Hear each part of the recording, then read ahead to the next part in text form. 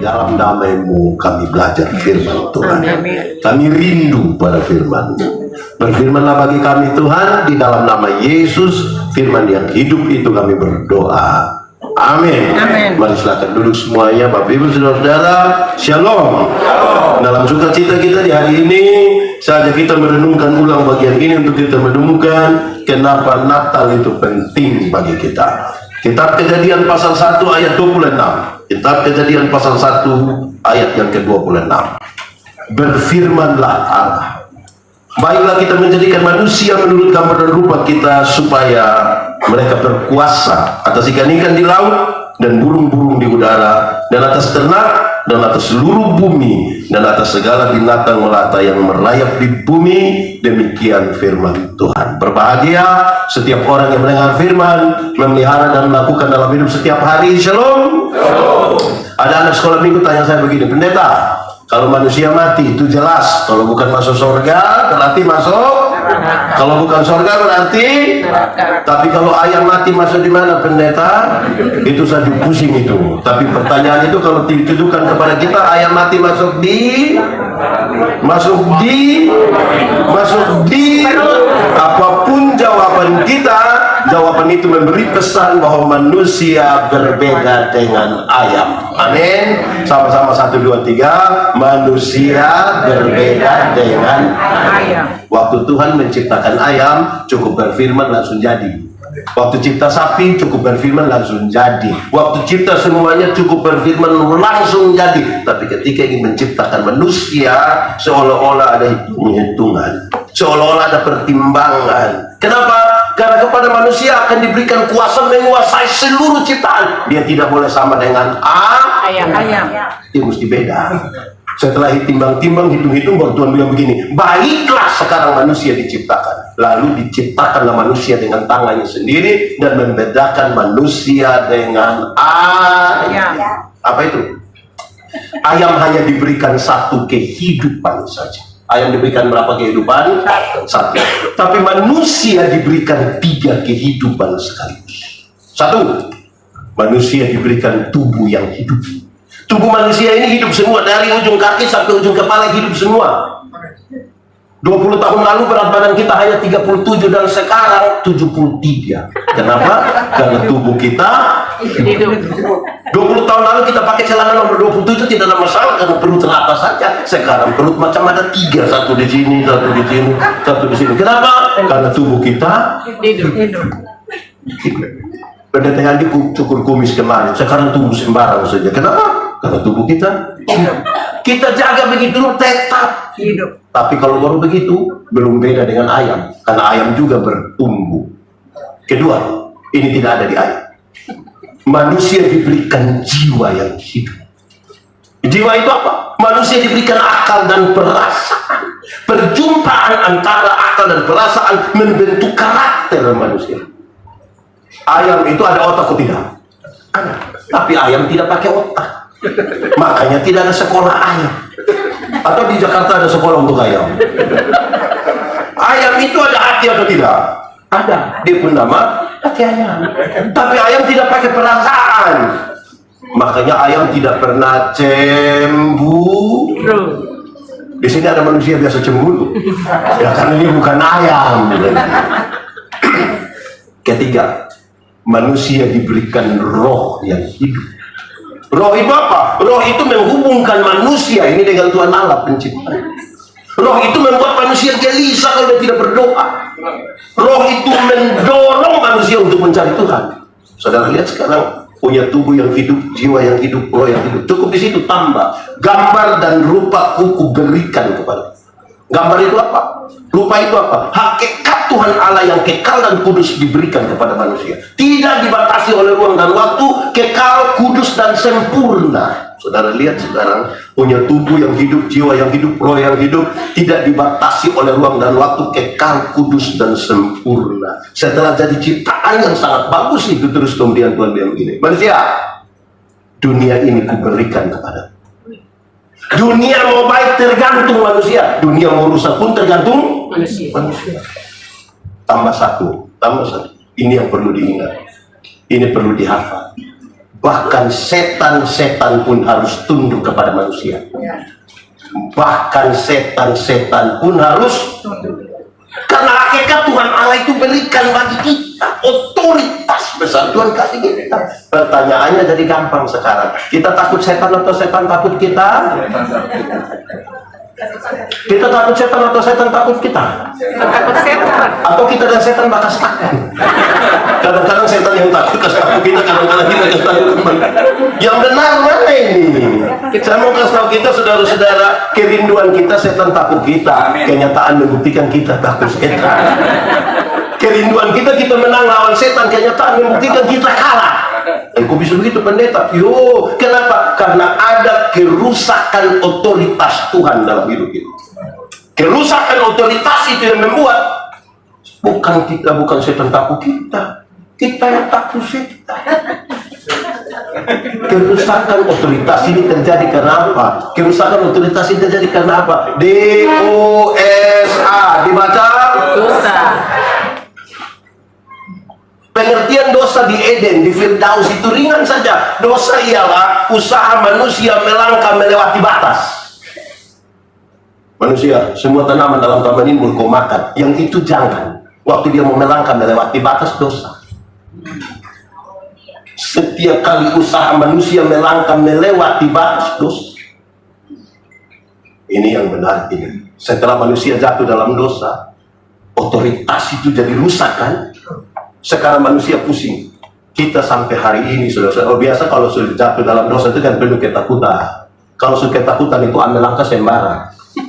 Nah, langkah sembarang itu biasa buat kita tuh aneh. Kalau tangan kanan gatal artinya Dapat duit. bayangkan itu. Bayangkan itu. Kalau tangan kanan gatal itu artinya dapat uang, maka orang koreng itu pasti kaya raya. Kalau bukan tangan kanan saya gatal, semua gatal habis. Alkitab kasih tahu satu-satunya cara untuk dapat berkat itu kerja, bukan gatal, kerja. Orang kalau ketakutan itu percaya aneh-aneh. Iblis takut pada doa orang percaya. Doa orang percaya itu seperti panah api yang panas begini. Tapi ada banyak ibu-ibu hamil di kampung, jalan malam bukan berdoa, ambil paku 10 sim gitu. Di Jakarta ada begitu juga. Nah, setan mana takut paku? Ini paku taruh di sini, sisir besi taruh di sini, gunting taruh di sini. Itu kepala ke toko bangunan itu. Bayangkan Kristen bertahun-tahun tadi bilang setan takut kita. Jangankan itu.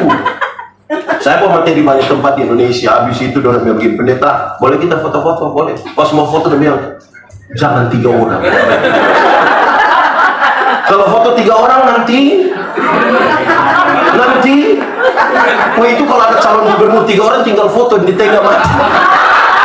Bayangkan ini yang katanya tadi bilang kita menang lawan setan ini, foto 3 orang saja takut. Kalau foto 3 orang, ini belum yang lain-lain ini. Bayangkan dosa buat kita sangat hidup dalam ketakutan dan bahkan kebodohan. Bodoh. Saudara bisa bayangkan, saya tidak tahu di Jakarta ya, di Jakarta ini dalam kota besar. Kami di kampung itu kalau keluar dari rumah jalan agak jauh, tiba-tiba rasa BAB. Bikin apa? Ambil batu. Batu berapa? Isi di mana? Saudara yakin kalau batu menyelesaikan persoalan dia? Itu berarti di rumah itu tidak usah ada WC, tidak kasih turun batu 2 trek. Bayangkan dosa bikin kita jadi aneh, sangat-sangat aneh. Belum lagi hal-hal lain. Ada satu waktu kami ada di gereja minggu kedua bulan Desember, hujan belum turun. Terus saya bilang begini, hujan belum turun ya. Dengan bilang proyek pak, proyek. Saya heran, apa urusan proyek dengan hujan? Orang bilang akhir tahun begini bapak, proyek pemerintah banyak. Jadi orang tutup hujan. Saya bilang, hujan bisa ditutup? Bisa apa? Bagaimana cara tutup? Saya bayangkan penjelasannya ilmiah. Ilmiah berarti masuk akal yang bisa dipertahankan terus menerus. Saya bayangkan awan hitam yang sudah berkumpul banyak itu, tembak pakai sinar laser supaya dia hancur, hujan tidak turun. Atau pakai efek kaca, pantulkan cahaya. Saya bayangkan begitulah. Tapi ternyata bukan itu orang masuk. Orang permisi bapak, kita tinggal buang pakaian dalam di atas rumah. Hujan tidak turun. Saya itu celana dalam merek apa? Ya kalau gua hujan tidak turun itu. Kalau hujan bisa ditutup Jakarta ini tidak akan pernah ada banjir. Tinggal semua warga Jakarta pegang dia punya. Terus gubernur bilang, 1. Saudara, kalau kita belajar nasihat Tuhan Yesus tentang benih yang jatuh, di bagian pertama dia bilang, benih yang jatuh di pinggir jalan adalah orang yang mendengar firman tapi tidak dimengertinya. Datanglah si jahat merampas yang ditaburkan dalam hati orang. Bayangkan buang begini, hujan tidak turun. Mengirikan itu. Dosa punya pekerjaan bikin kita dari itu, saudara-saudara. Nah, saudara-saudara, lalu sekarang ketika dosa itu sudah ada dan manusia kehilangan otoritas yang kuncian, mengalami kerusakan otoritas Allah, apa yang terjadi dengan tubuh, jiwa, roh, kaitan dengan Natal dan Kristus yang menjadi Yesus yang Allah yang menjadi manusia. 1. Tubuh yang terkontaminasi dosa. Tubuh yang terkontaminasi dosa dari ujung kaki sampai ujung kepala berdosa semua, tidak ada 1 inci pun yang lolos. Dan tubuh yang terkontaminasi dosa mengalami 2 pergeseran yang serius, dan kalau masih ada yang mengalami itu, memang Natal menjadi sangat serius bagi. 1, tubuh yang terkontaminasi dosa itu membuat laki-laki melecehkan perempuan. Adam, kenapa kau makan itu buah? Tuhan, itu perempuan yang engkau kasih itu yang bawa masalah. Ini satu kalimat yang sangat berbeda ketika Adam baru melihat Hawa. Waktu Adam baru melihat Hawa, dia bilang, dialah tulang dari tulangku, daging dari dagingku. Pakai bahasa yang lebih turun sedikit, dia bilang, Hawa, engkau pun tulang, itu saya pun tulang. Engkau pun daging, itu saya pun daging. Kalau engkau sakit, saya ikut sakit. Kalau engkau susah, saya ikut susah. Engkaulah tulang dari tulangku, daging dari dagingku. Itu waktu belum jatuh dalam dosa. Setelah jatuh dalam dosa, dia bilang perempuan sumber masalah, perempuan racun. Bayangkan kalau racun dunia banyak begini, pasti pesannya ringan saja, pesannya ringan saja. Kalau hari ini masih ada laki-laki tipu perempuan, melecehkan perempuan, anggap remeh perempuan, engkau bermasalah dengan tubuhmu. Aku menjadikan bagimu seorang penolong. Oh ya, orang kalau tolong kita, laki-laki itu tidak akan mencapai kesuksesannya tanpa seorang perempuan.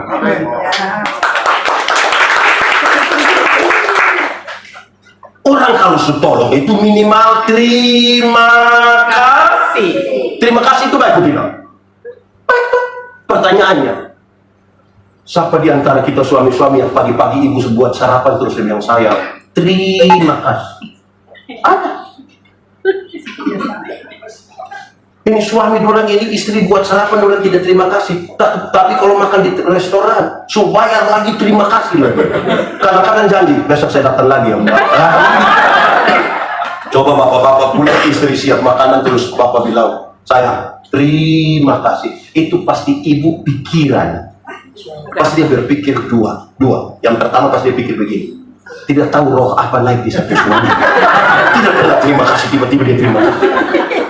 Atau yang kedua, jangan sampai istri pikir begini, jangan-jangan ini hari terakhir, tiba-tiba dia jadi tiba-tiba balik begini. Jadi repot itu. Saudara-saudara, pelecehan terhadap perempuan itu cukup tinggi. Kalau hari ini, ya kalau di kota besar sudah tidak terasa. Kalau hari ini kami di kampung hanya kasih sekolah yang laki-laki, yang perempuan tidak kasih sekolah, kita bermasalah itu. Di kampung masih ada ini kelima.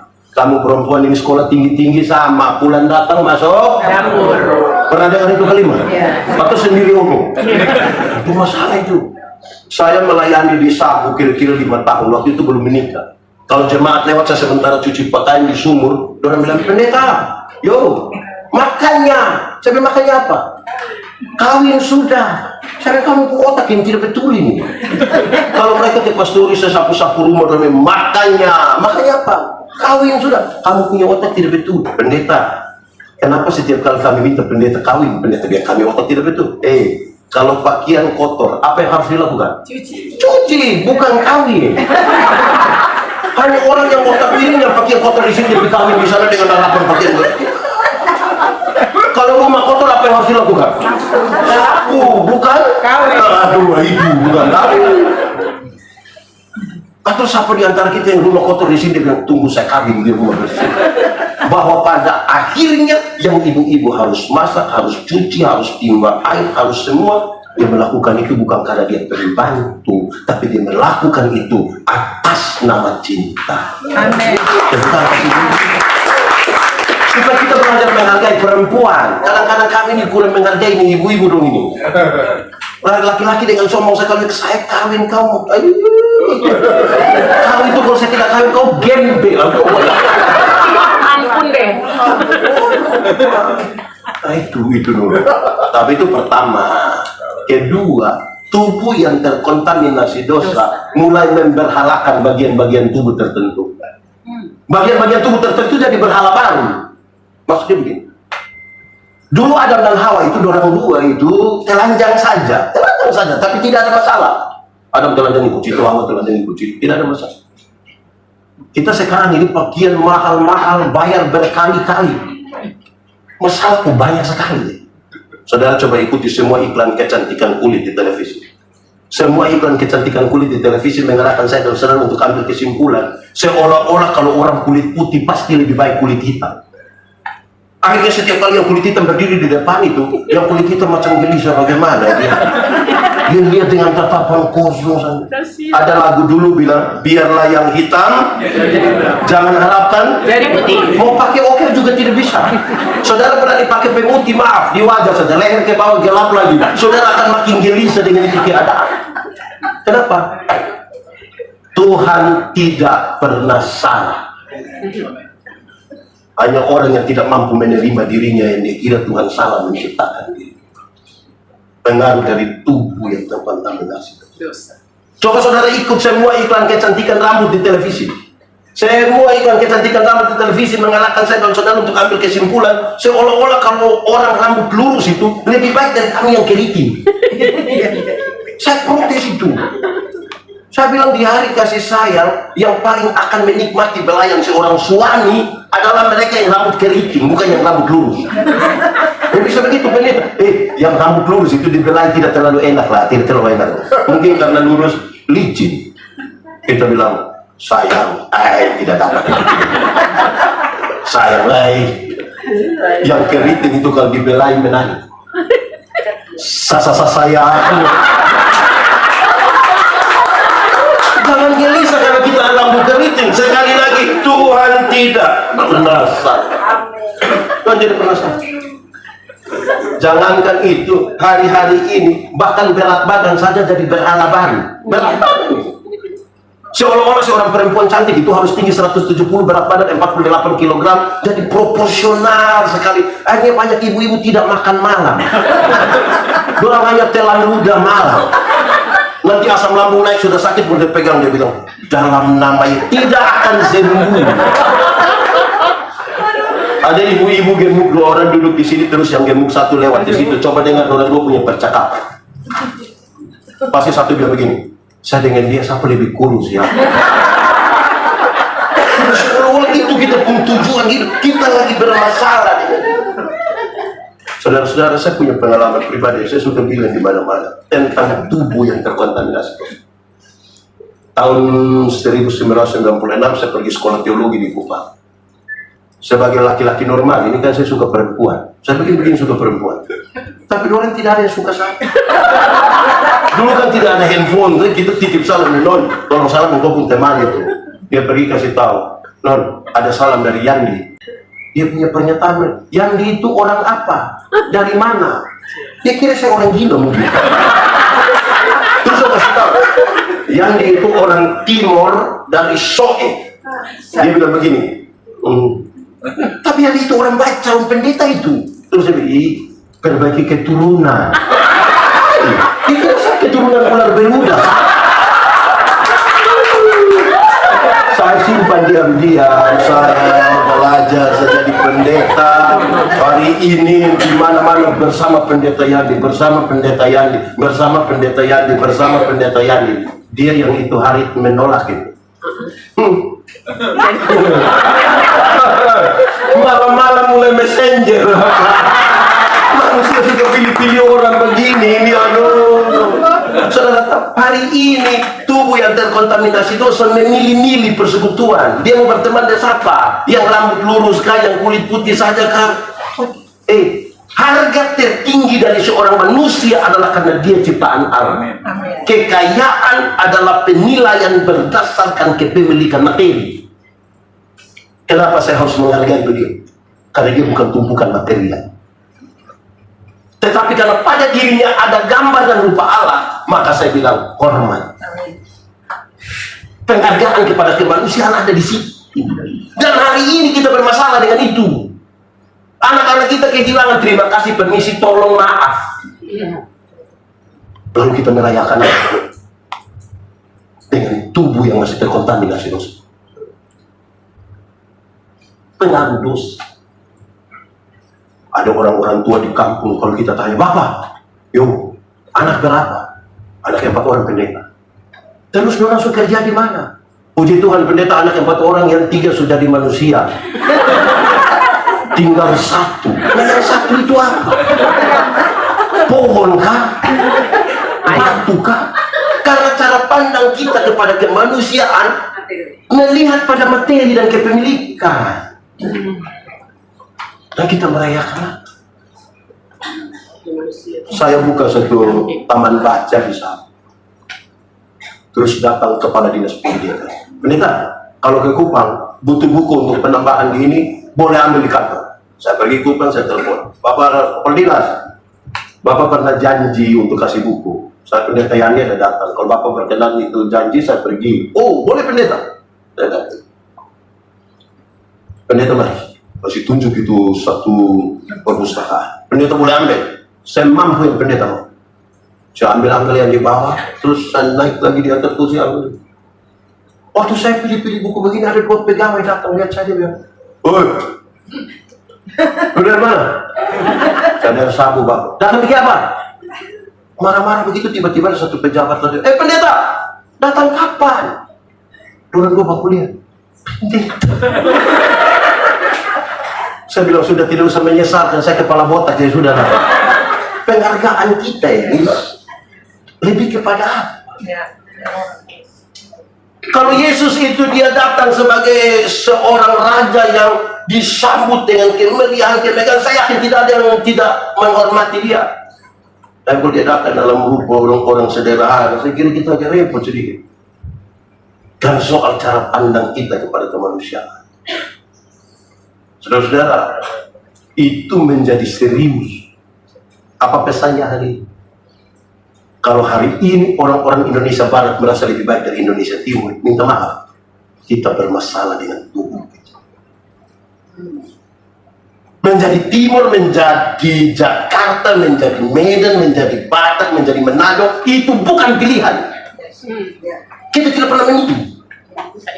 Waktu Tuhan mencipta saya, dia tidak tanya, Yandi, kamu Timur atau Eropa? Dia tidak tanya. Langsung jadi. Takdir mati. Nah, itu jadi soal kita sekarang. Saya membayangkan saudara di acara-acara kenegaraan itu, yang bawa sambutan bilang, Gubernur DKI Jakarta yang kami hormati, wali kota yang kami hormati, tidak tahu hormat betul atau tidak, Bapak Ibu rohaniawan yang kami muliakan. Tapi kami di kampung kalau pagi-pagi ada nenek-nenek jual sayur, orang panggil sayur, ayam, kacang. Itu nenek ada nama, jangan panggil dia kacang. Perkenalan baik-baik dengan dia. Tindakan-tindakan kita yang sederhana itu telah menunjukkan siapa kita. Ini belum termasuk ini mertua-mertua yang suka pilih-pilih anak mantu itu. Wih, jangan kawin ini karena suku itu parah. Kasihan itu suku itu. Tagal mama, makanya seringkali ini mertua yang tidak aman dengan anak mantu itu di situ. Ini hanya soal kita pun. Nah, yang kedua dulu, jiwa yang terkontaminasi dosa. Jiwa yang terkontaminasi dosa itu, perjumpaan akal dan perasaan tidak lagi berimbang. Puncak dari jiwa yang terkontaminasi dosa adalah Kain tega sekali membunuh adiknya Habel. Kenapa? Otak dan perasaan tidak lagi berimbang. Kenapa nyanyian para malaikat mesti dinyanyikan di padang belantara ketika Yesus lahir? Salah satu jawabannya adalah tidak bisa dipisahkan dari Kejadian pasal 4, kisah tentang Kain dan Habel. Di padang itu, tempat di mana kakak adik mesti bersayang, mereka mesti berbagi kasih. Justru di padang itu Kain tega sekali membunuh adiknya Habel. Karena itu nyanyian perdamaian dari surga pertama-tama dinyanyikan di tempat di mana kasih itu hilang. Kakak adik bertengkar soal tanah warisan, rumah warisan, harta warisan. Di tempat-tempat di mana kasih penuh dengan kepalsuan, nyanyian perdamaian dari surga dinyanyikan. Ingat, tidak semua senyum tulus. Kita bisa datang, kita bilang slow, orang bilang slow, kita lihat separuh.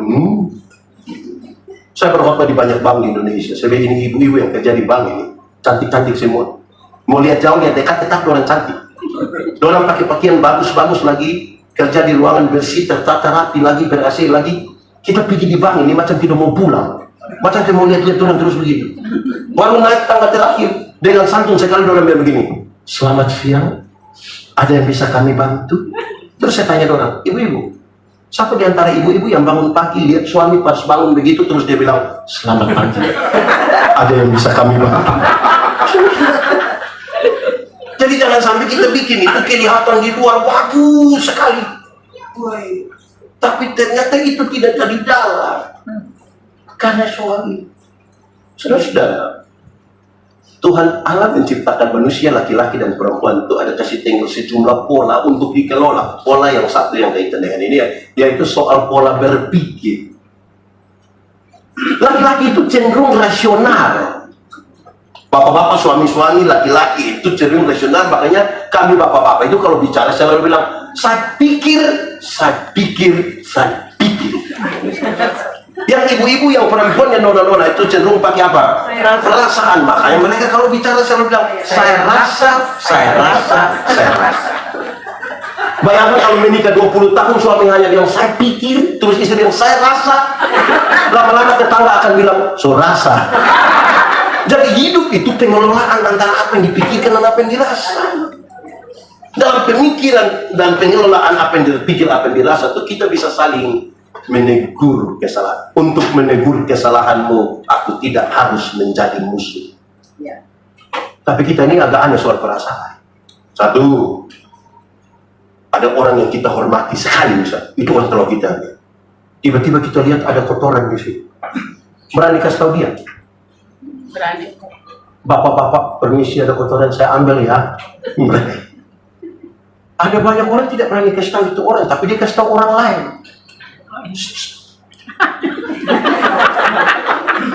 Jadi tidak ada perbedaan soal perasaan. Saya ingat saya melayani di kampung ini. Satu waktu, kami kan ibadah rayon. Ibadah rayon itu sejumlah, kan kami di game itu bagi-bagi rayon. Senin, Rabu, Jumat. Jemaat satu rayon kumpul. Mereka suka duduk di tikar lebar, dibuka besar, dan duduk di situ. Tempat di mana pemimpin akan pimpin itu agak tinggi sedikit, lampu lebih terang.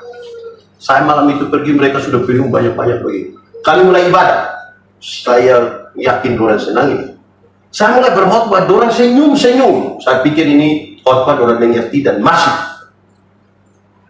Tapi yang menarik, kami habis ibadah, orang masih senyum-senyum.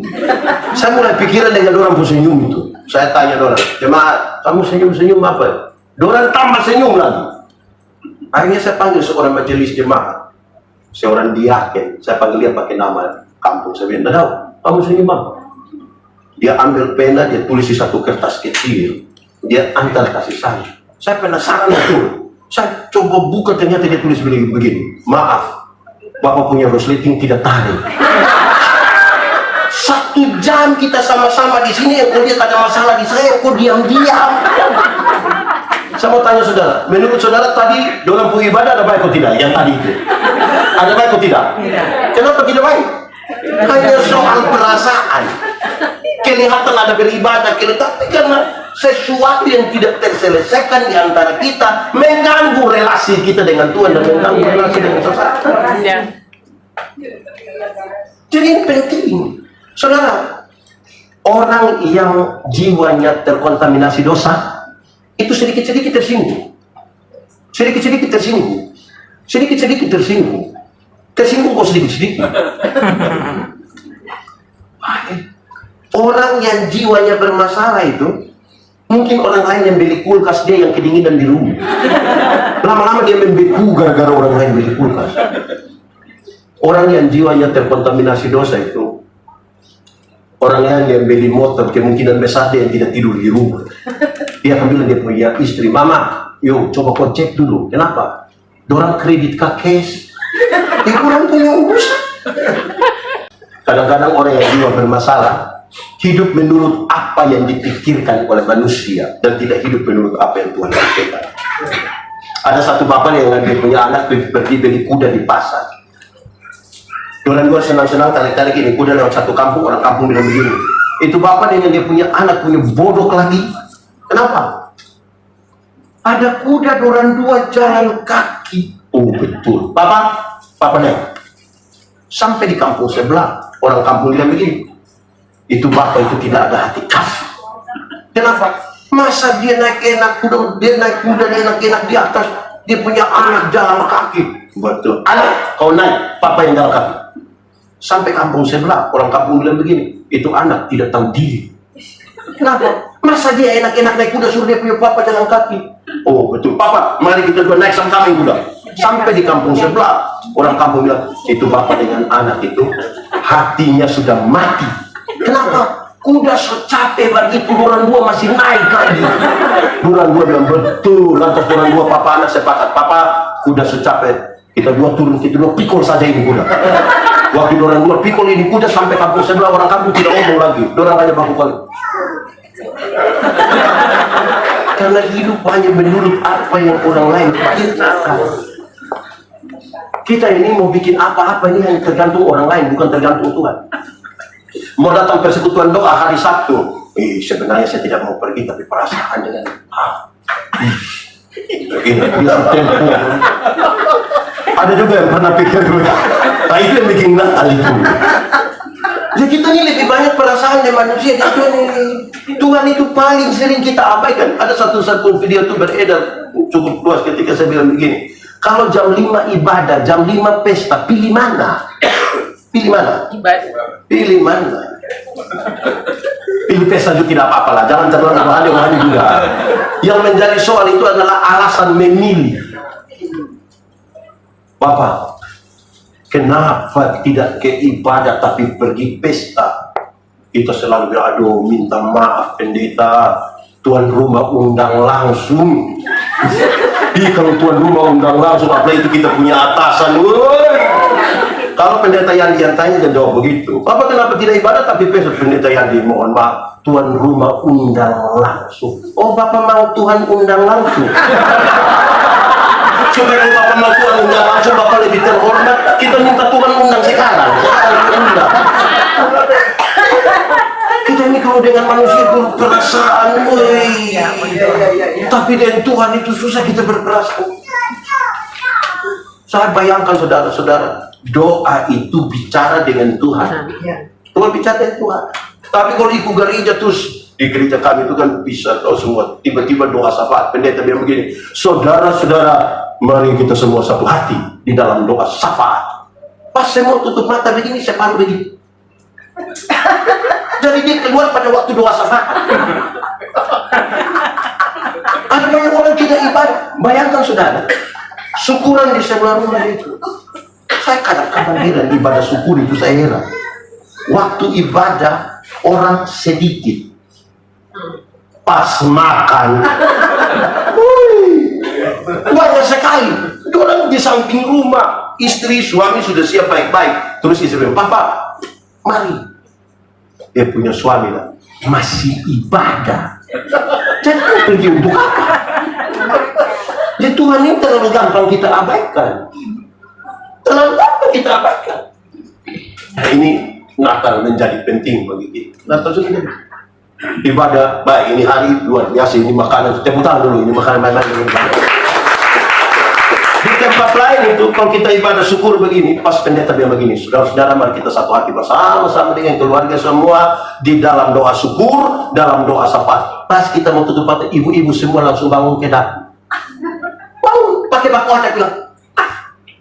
Sampai di dapur itu yang ketua dapur bilang, siap, sudah, siap. Yang kuat tadi suka kasih panas. Padahal hanya kacang brandy bomb. Itu kacang itu memang kacang bermasalah betul. Dari zaman Yakub sampai hari ini hanya itu kacang saja yang bikin masalah. Ibu-ibu susah duduk tenang di dalam ibadah ibu. Hanya tangan itu kacang merah itu. Tapi ini hari kan semua suruh ambil doa, tidak ada yang ke belakang lagi itu. Saudara, ada 1-2 kalimat yang benar. Kalau saudara membalas kebaikan dengan kebaikan, itu karakter manusiawi sekali. Tidak usah pergi ke gereja juga itu bisa kok. Tidak usah ke masjid, itu orang tahu. Kalau bapak buat baik ke saya buat baik ke bapak. Itu manusiawi. Kalau saudara membalas kejahatan dengan kejahatan, itu karakter iblis. Tetapi kalau saudara membalas kejahatan dengan kebaikan, ada karakter ilahi. Amin. Tinggal kita pilih. Baik dengan baik, manusiawi, tidak ikut agama juga tahu. Orang tolong kita tolong dia. Membalas kejahatan dengan kejahatan, karakter iblis. Tapi berani membalas kejahatan dengan kebaikan, hanya orang yang punya karakter ilahi. Serius. Memang kadang-kadang ini tantangan bagi kita. Saudara, Natal itu kasat mata. Natal itu enak untuk ditonton, Paling tidak ada 2 peristiwa yang enak ditonton. Pertama, ada malaikat menyanyi di padang. Malaikat itu bukan manusia, tapi kalau kita gambarkan dia seperti manusia, kalau perempuan pasti cantik, kalau laki-laki pasti ganteng, pasti orang punya pakaian bagus-bagus, suara bagus atau tidak, bagus. Menyanyi di hutan. Masa tidak enak untuk ditonton? Enak untuk ditonton. Kita yang muka begini saja menyanyi, orang masih suka nonton. Apalagi malaikat. Kasat mata. Malam itu ada bintang berekor. Bayangkan tengah malam jalan ada bintang berekor. Masa tidak ada yang mau lihat? Saya tidak mau lihat. Kalau ada pegang handphone pasti kita suruh story itu. Kasat mata Natal enak untuk ditonton. Tapi saya mau bilang pada saudara, Natal bukan tontonan. Natal itu tuntunan. Kalau saudara hanya bikin perayaan tontonan, teman-teman yang event organizer itu bikin perayaan tontonan lebih hebat dari kita semua. Natal itu tuntunan. Tuntunan untuk apa? Tuntunan untuk berjumpa dengan Kristus bayi Natal. Banyak orang merayakan Natal tapi tidak berjumpa dengan bayi Natal. Dia habis pada perayaan tontonan. Jumlah foto lebih banyak daripada jumlah perjumpaan dengan Kristus. Saudara, orang tanya saya begitu. Pendeta tidak ada tulis 25 Desember yang apa? Kau bikin perayaan Natal supaya kenapa? Saya lu jangan terlalu kritis juga lah. 25 Desember itu berdasarkan pertimbangan 1, 2, 3, saya tidak mempertimbangkan, tapi saya begini. Kesepakatan semua orang yang percaya di dunia kepada Kristus, orang sepakat ada satu hari, satu dunia bersama-sama merayakannya. Satu dunia, bukan sekampung, satu dunia. Berdasarkan ada 1, 2 pertimbangan yang saya tidak perlu bicara. Tetapi kelahiran Yesus itu harus definisikan. Masing-masing pribadi definisikan kapan Kristus lahir. Ya. Jangan sampai kita sibuk dengan perayaan yang 25 itu, tapi Kristus tidak lahir di dalam kita. Yes. Kalau Kristus lahir dalam kita, itu baru kita bilang tiap hari kelahiran itu terjadi di dalam kita. Ketiga, roh yang terkontaminasi dosa. Roh yang terkontaminasi dosa membuat manusia terputus dengan Tuhan Allah. kamu di mana? Pertanyaan itu bukan karena Tuhan tidak tahu Adam sembunyi di mana. Tuhan tahu atau tidak? Tahu. Sudah tahu kenapa dia tanya? Adam, kamu di mana? Untuk Adam tidak bilang, kamu nanya. Oh itu Adam, jangan salah. Itu Adam mati cepat itu. Adam mati itu. Adam, kamu di mana? Pertanyaan itu mengirim pesan. Adam, kenapa kau putuskan hubungan dengan saya? Coba kau bilang. Tuhan, kami di sini. Tuhan, buat apa? Kami sembunyi, Tuhan. Kenapa kamu sembunyi? Kami telanjang. Kenapa kamu telanjang? Kami makan ini buah. Siapa suruh kau makan itu buah? Perempuan. Ayo, datang ke sini. Tuhan panggil. Tuhan kasih pakaian. Tuhan Allah yang bikin pakaian itu pasti bagus. Tuhan bikin langsung. Nanti saya dong bikin sebagus apa Tuhan yang bikin. Kasih makan. Dapat pakaian bagus, makan bagus, sudah keluar dari Taman Firdaus.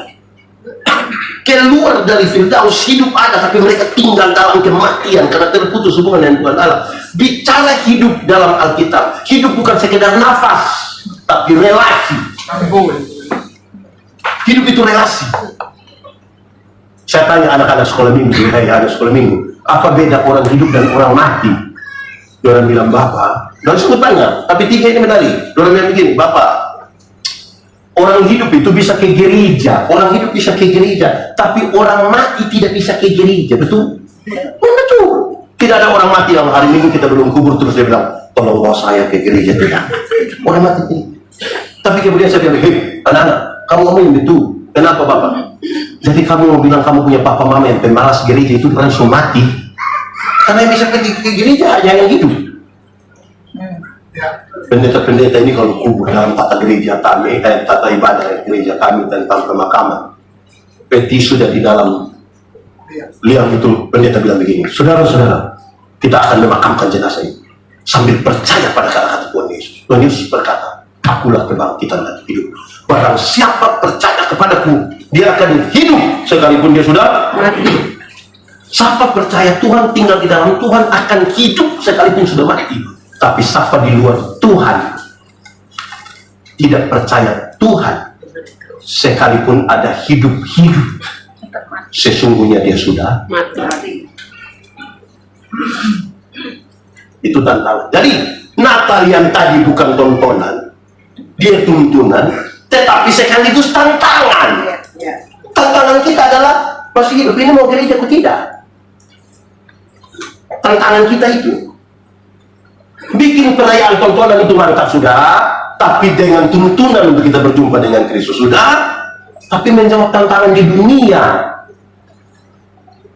Kedua, anak sekolah minggu bilang begini, pendeta, orang mati itu bisa makan, betul? Orang hidup bisa makan, betul? Tapi orang mati tidak bisa makan. Saya bilang betul. Orang mati bisa makan? Tidak. Atau siapa di antara kita ada saudara yang mati 3 hari kita belum kubur, terus dia bangun dia bilang, tolong bubur juga tidak apa. Tapi saudara tahu kita punya hidup ini. Orang tua di kampung sana ada susah, tidak pernah kirim beras, tidak pernah kirim minyak goreng, tidak pernah kirim apa. Orang tua mati dia pergi bawa babi besar. Itu juga utang. Sampai sana sengaja masuk foto lagi baru. Untuk apa? Orang tua rumah sudah miring-miring, tidak pernah dia bantu. Tapi waktu orang tua mati dia punya kuburan pakai keramik, gambar Tuhan Yesus baru tulis Immanuel. Immanuel apa?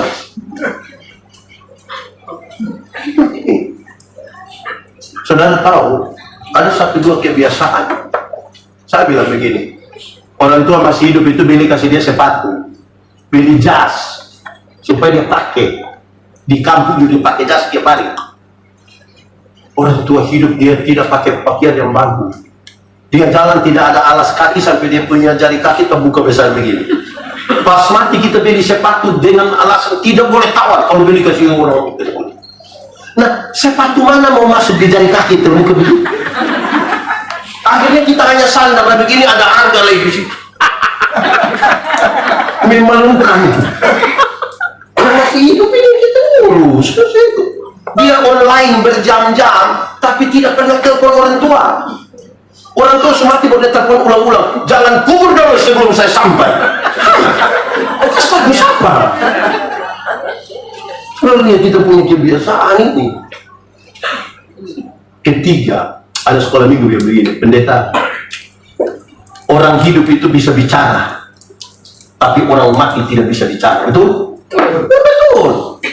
Kalau orang mati bisa bicara itu pasti menakutkan, itu. Orang mati itu tidak bisa bicara. Kalau dia bisa bicara, pasti waktu kita kasih mandi dia mau ganti jas baru, pasti kita buka pas sampai di sini pasti pukul kita buka. What? Tapi kan dia tidak bisa bicara, maka dia pasrah saja.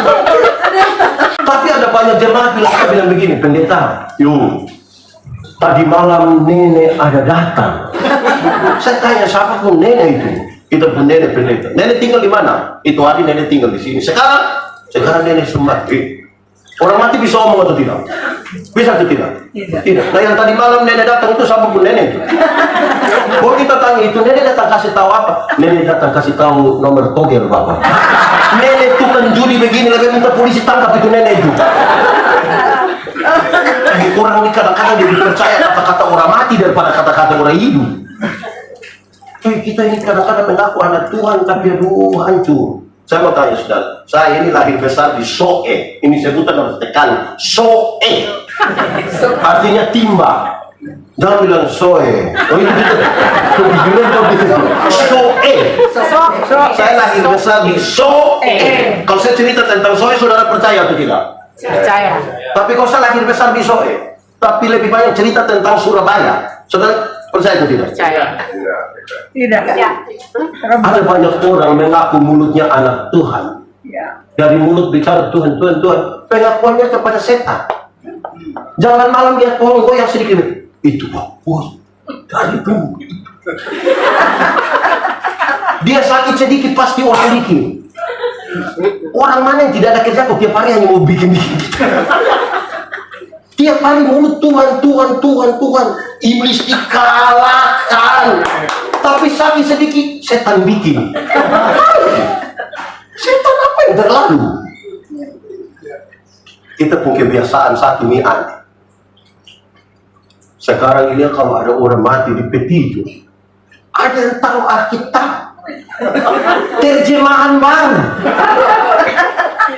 Saya bilang kasih keluar. Bapak kenapa kasih keluar? Yang dia hidup saja dia tidak baca. Mati baru kau taruh lagi di situ supaya apa? Kasih keluar, kau baca. Iya. Mati gaya-gaya taruh beli kita baru masih ada harga. Taruh di situ. Ada satu dua orang pun kebiasaan ini agak aneh menurut saya, tapi ya orang Kristen kalau begini kita terputus terus hubungan dengan Tuhan. Ini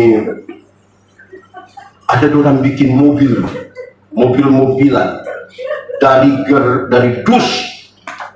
Ada rumah-rumah dari dus bakar.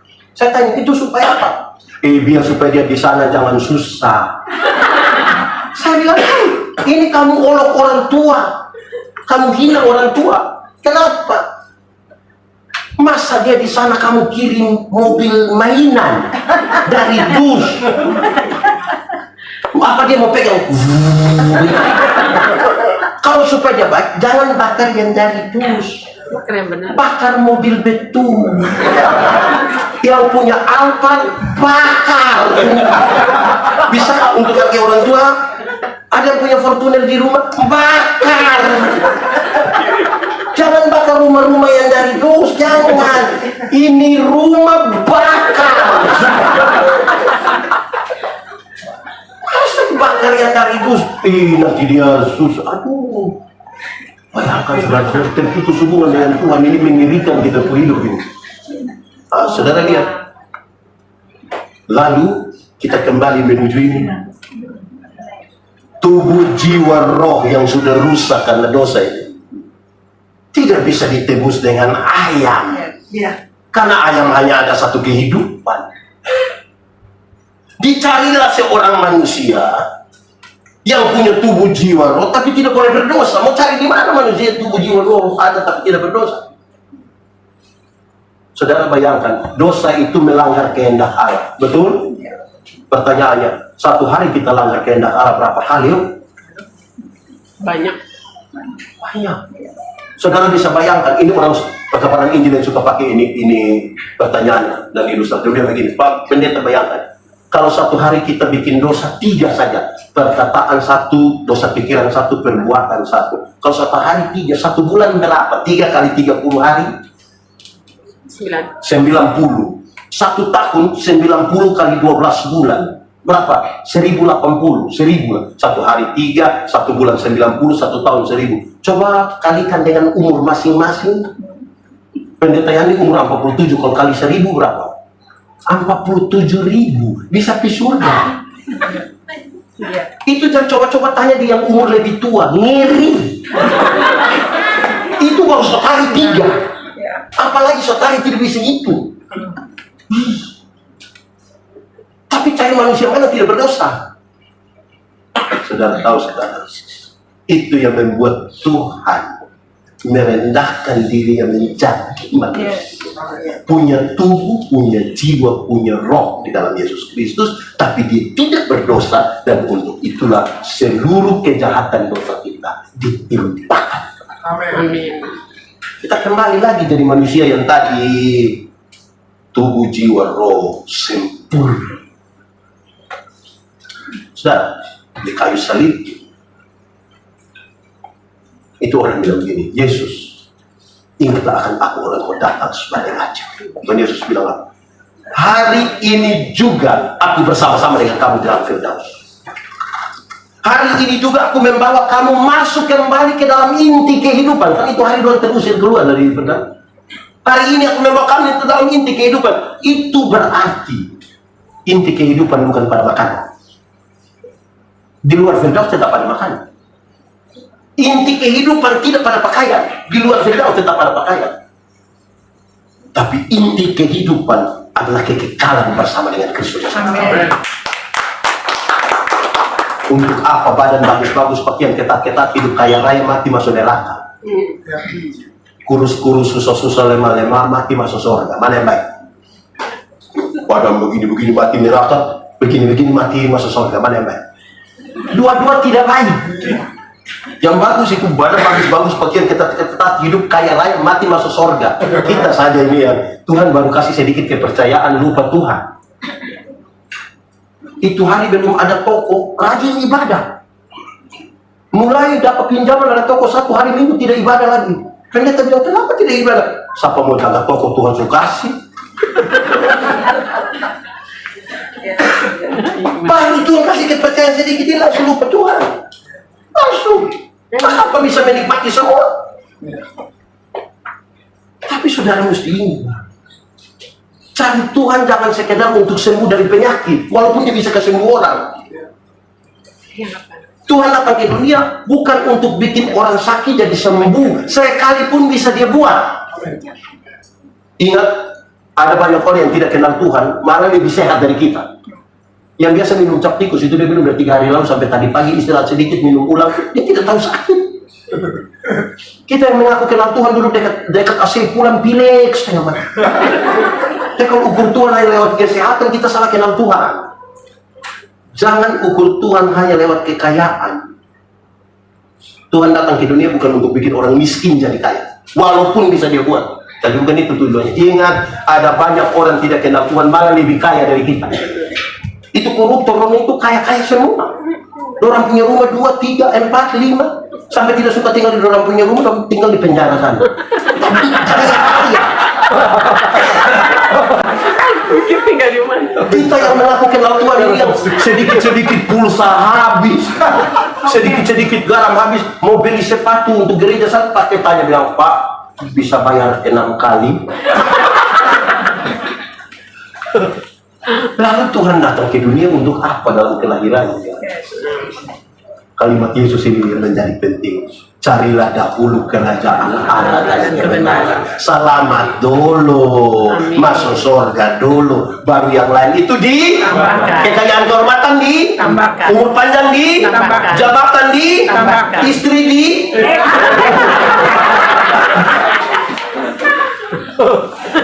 Ini bilang istri ditambahkan, ibu-ibu langsung tiba-tiba apa? Tapi kita kadang fokus hanya untuk hal-hal yang ditambahkan, lupa untuk cari yang sesungguhnya. Akhirnya perayaan kita menjadi perayaan yang apa? Tontonan. bukan tuntunan. Apalagi untuk memberi jawab pada tantang. Itu selingkuh. Saudara tahu kalau tantangan itu jadi. Dengar, saya mau tutupin khotbah sudah karena saya terpengaruh dengan ini. Ini tantangan saya. Saudara, akulah jalan kebenaran dan hidup. Itu dimulai dari sebuah pernyataan benar. Jangan gelisah hati. Aku pergi kepada Bapak. Bla bla bla itu. Apa yang selalu membuat kita gelisah? Persoalan-persoalan yang hidup kita menggelisahkan kita. Tapi jangan gelisah. Akulah jalan keluar, akulah cara, akulah metode, akulah segala sesuatu yang tidak ada persoalan yang tidak bisa terselesaikan. Tapi kemudian dikasih tahu metodenya. Sampai ayat yang ke-12 dari Yohanes yang 14 dia begini. Barang siapa percaya kepadaku, melakukan pekerjaan-pekerjaan yang aku lakukan. Melakukan. Tidak cukup percaya, melakukan. Apa yang Yesus lakukan? Saya suka pakai contoh ini. Ada satu waktu, Tuhan Yesus urus seorang perempuan berzina yang kena tangkap. Supaya nanti kalau ada urusan persinahan, urus pakai cara Yesus. Ada perempuan berzina kena tangkap. Orang bawa kepada Tuhan Yesus. Hukum setan 4 bilang, dia harus dilempar sampai mati. Tuhan Yesus bilang begini, siapa di antara kalian tidak ada dosa silahkan lempar duluan. Orang tidak ada dong pulang. Yesus tanya, kamu di mana? Orang di mana? Suruh pulang. Terus Tuhan Yesus bilang begini, engkau pergilah dan jangan berbuat dosa. Waktu Tuhan Yesus bilang pergi dan jangan berbuat dosa lagi, dia tidak kompromi dengan dosa. Dosa tetap dosa. Tetapi kepada perempuan pendosa itu diberi kesempatan baru. Masa lalu tidak bisa dirubah, tapi masa depan sekarang mau dirancang di dalam nama Tuhan. Sekarang pertanyaan tantangannya adalah suami-suami yang mengaku percaya kepada Yesus ini satu saat ketahuan istri selingkuh. Bisa urus pakai cara Yesus. Mama, pergilah dan jangan berbuat dosa lagi. Woi, kita yang timur ini tidak bisa begitu. Pasti kita bilang, pergilah dan jangan pulang lagi. Saya mau tanya, ini ibu-ibu yang mengaku percaya pada Tuhan Yesus ini, satu saat ketahuan suami selingkuh dengan teman kantor, bisa urus pakai cara Yesus? Bisa. Pergi cari suami bilang, papa, pergi dan jangan berbuat dosa lagi. Pasti papa bilang, puji Tuhan. Kadang-kadang ada istri berdiri di depan pintu berdengar, papa, kok kira kau sendiri yang bisa? Kau jangan lihat umur 40 tahun begini papa, tapi berapa banyak yang kecewa. Kita gagal membangun kehidupan ini. Satu hari Tuhan Yesus urus orang yang punya kesenjangan sosial. Yesus urus dengan pernyataan yang menarik. Yesus bilang begini, nanti kalau ada orang menampar pipimu yang kanan, berikan pipi yang kiri. Di sini sudah ada yang bisa? Saya taruh dia di sini, pendeta minta tolong ini lagi. Menampar pipi kanan akan dilakukan dengan dua cara. Pertama, dia akan pakai tangan kiri. Dalam tradisi Yahudi, tangan kiri hanya boleh pakai untuk pegang barang yang haram. Atau menampar pipi kanan dan pakai punggung tangan kanan. Tradisi Yahudi bilang punggung tangan kanan yang boleh digunakan oleh para tuan menampar budak-budaknya. Sekarang pun bilang begini, kalau ada orang menampar pipimu yang salah, menganggap engkau rendah atau budak, berikanlah pipi kiri. Supaya di hadapan Tuhan dia tahu bahwa kita sama. Kita punya peran dan fungsi sosial yang berbeda, tapi harga tertinggi dari kita adalah karena kita ciptaan Allah.